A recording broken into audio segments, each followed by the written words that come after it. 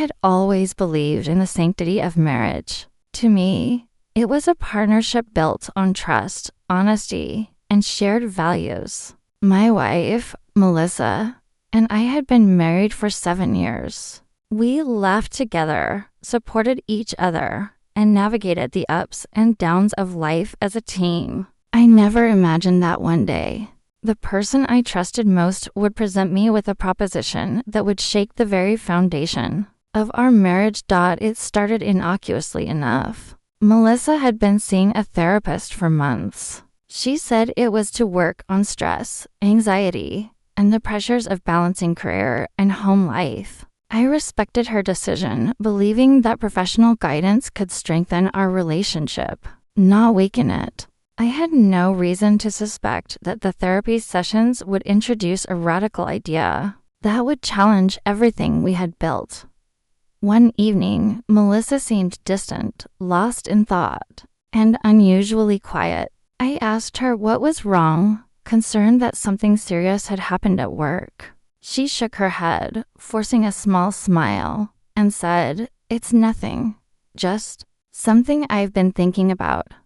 A few days later, she finally broached the topic. "I've been talking to Dr. Reynolds," she said cautiously, and she suggested something that, "Well, I want to discuss with you." I braced myself, assuming it was a suggestion for stress management or communication exercises. Instead, what she said next made my heart stop. "She thinks we should consider opening our marriage," Melissa said, her voice trembling slightly. "She believes it could help us explore our needs without resentment or frustration. She thinks it's healthy for long-term growth." I stared at her, speechless. The words didn't compute. Open our marriage. After 7 years of trust, intimacy, and shared life, I felt a surge of disbelief, confusion, and anger. "Wait, what are you saying?" I managed to say finally. Melissa took a deep breath. "I'm saying that maybe we should allow each other to have relationships outside of marriage, consensually. She believes it could strengthen our bond by relieving pressures and helping us understand ourselves better. She says it's common, even recommended, for couples struggling with emotional distance or unfulfilled desires." I couldn't process it. Open marriage. The idea was foreign, alien, and somehow offensive. "And you're seriously considering this?" I asked, trying to keep my voice steady. Melissa nodded, eyes wide with both uncertainty and conviction. "I know it sounds extreme, but Dr. Reynolds said it's not about leaving you or loving you less. It's about growth, exploration, and freedom. I want to understand what it would feel like without guilt or secrecy. Isn't that what we've always wanted, honest communication and trust?" I felt my chest tighten. "So you're saying that because your therapist, who's divorced herself, thinks it's a good idea, we should risk our marriage? That somehow external validation justifies this?" She winced. "It's not about her validation. She's guiding me. I'm not saying we have to do it. I want to consider it. I want us to be open about our desires instead of hiding them." I struggled to find words. The woman I loved, my partner of 7 years, was suggesting that our bond was insufficient, that to grow, we might need to invite others in. The shock was staggering, the betrayal implicit. The idea alone felt like a fracture, as if the very essence of what we had shared was suddenly negotiable. Over the next few days, we argued, debated, and cried. I tried to understand her perspective, to empathize, but the thought of sharing her emotionally or physically with someone else felt intolerable. I asked why Dr. Reynolds recommended such an approach. Melissa hesitated, then confessed that the therapist believed conventional monogamy often leads to unspoken resentment, unmet desires, and eventual estrangement. Her reasoning, she said, was that opening the marriage could prevent infidelity and foster honesty. But the explanation only amplified my disbelief. So instead of addressing issues directly, or seeking intimacy and connection with each other.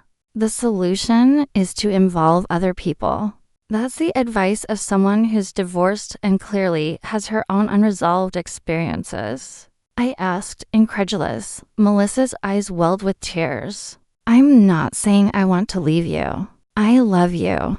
But I feel curious. I want to explore if this could actually help us. I don't want to lie or suppress feelings anymore. I realized then that the proposition wasn't just about sex or novelty, it was about control, curiosity, and her interpretation of psychological guidance. The shock was compounded by the realization that our therapist, someone she had trusted implicitly, was influencing our marriage in ways I had never anticipated. The weeks that followed were tense. Melissa continued her therapy, occasionally bringing up the idea of opening our marriage in casual conversation. I listened, explained my boundaries, and reiterated that such a step was unacceptable to me. The more I resisted, the more frustrated she became. The strain began to erode the foundation of our relationship. Communication broke down, intimacy dwindled, and trust, which had been our anchor, started to falter. Eventually, I reached a painful conclusion. If Melissa could entertain the idea of an open marriage seriously, influenced by external counsel, then our visions of partnership were irreconcilable. I loved her, but I could not compromise my values or my understanding of commitment. Fidelity and trust were not negotiable for me, and I could not remain in a marriage where my partner viewed them as conditional. The divorce process was emotionally exhausting. Friends and family were shocked when they learned the reason behind the separation. Many couldn't believe that a therapist's advice combined with curiosity and emotional experimentation had led to the unraveling of a marriage. But I knew that compromise had limits. Love alone cannot sustain a partnership when core values are fundamentally misaligned. In the months after the divorce, I reflected deeply. The experience was painful, but it also taught me invaluable lessons about boundaries, self-respect, and the importance of aligning values with a partner. I realized that external influence, even well-intentioned guidance, should never override personal ethics, emotional safety, or the foundational agreements of a relationship. Melissa's path, in contrast, was tumultuous. The pursuit of exploration and curiosity led to heartbreak, loneliness, and the reality of facing consequences for decisions that disregarded our shared history. She eventually had to confront the fact that opening a marriage is not merely a psychological exercise, it affects real people, emotions, and lives. The consequences were unavoidable, and the impact of disregarding trust and fidelity was profound. Over time, I rebuilt my life. Therapy, friendships, and introspection helped me process the emotional upheaval and regain confidence in my judgment and values. I entered future relationships with clarity, knowing exactly what I needed from a partner: loyalty, honesty, and shared commitment. I learned to recognize the red flags of emotional experimentation or boundary testing before they could escalate into irreparable damage. Looking back, the experience remains a cautionary tale. A therapist's advice, no matter how well-intentioned, cannot dictate the boundaries of a marriage. Trust, fidelity, and mutual respect are non-negotiable pillars.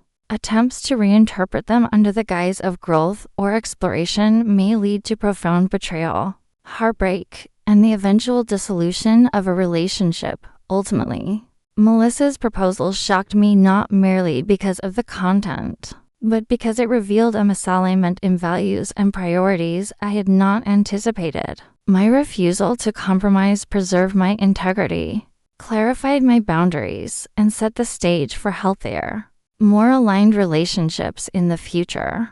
The lesson was clear. Marriage cannot survive when foundational principles are treated as optional or negotiable. Curiosity, experimentation, and external influence cannot replace loyalty, honesty, and mutual respect. By asserting my boundaries, I protected not just my emotional well-being, but the possibility of finding a partnership grounded in shared values and genuine commitment. And while the shock of her proposition initially felt like betrayal, it ultimately became a moment of clarity. It revealed the essential truth about compatibility, boundaries, and the non-negotiable pillars of trust. It left me stronger, wiser, and ready to embrace relationships built on integrity, not experimentation.